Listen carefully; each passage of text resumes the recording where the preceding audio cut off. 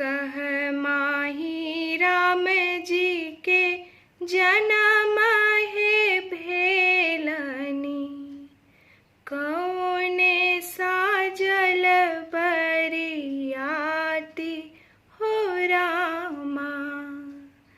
अयोध्या में राम जी के जन्म है भेलनी, दशरथ साजु बरियाती हो रामा। रथ बाजे साजल घोर बाहे साजल, रथ बाजे साजल घोर बाजे साजल। साजी लेल हाथी अपार हो रामा, एते बरियाती दशरथ साजल। चलल जनकपुर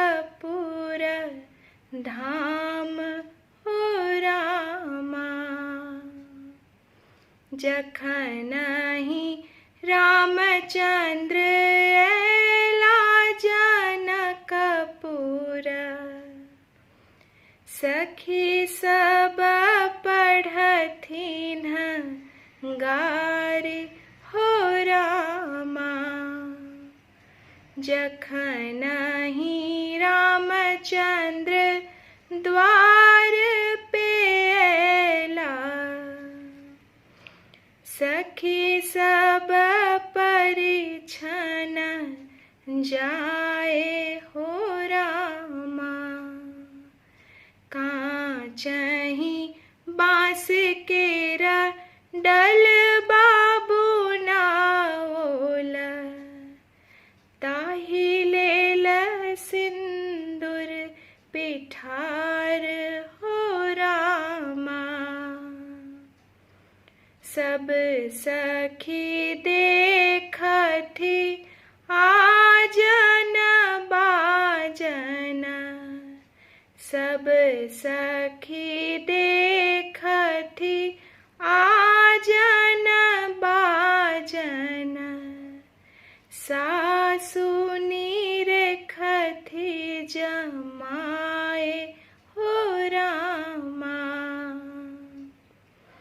देखैते सुंदर बर छथि मुदा पातर, देखैते सुंदर बर छथि मुदा पातर। कनिएक छनि रंग श्याम हो रामा, कनिएक छनि रंग श्याम हो रामा। सासु निहारथिया मन बिधुआबथि, सासु निहारथिया मन बिधुआबथि।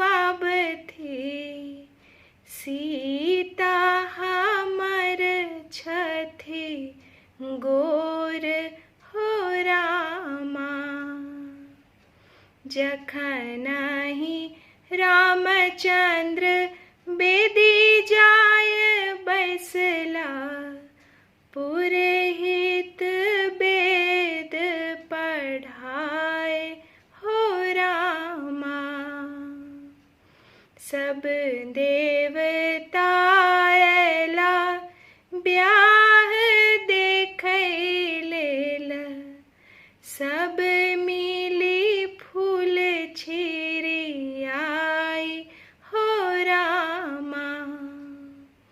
सब मिली मंगल गाई हो रामा।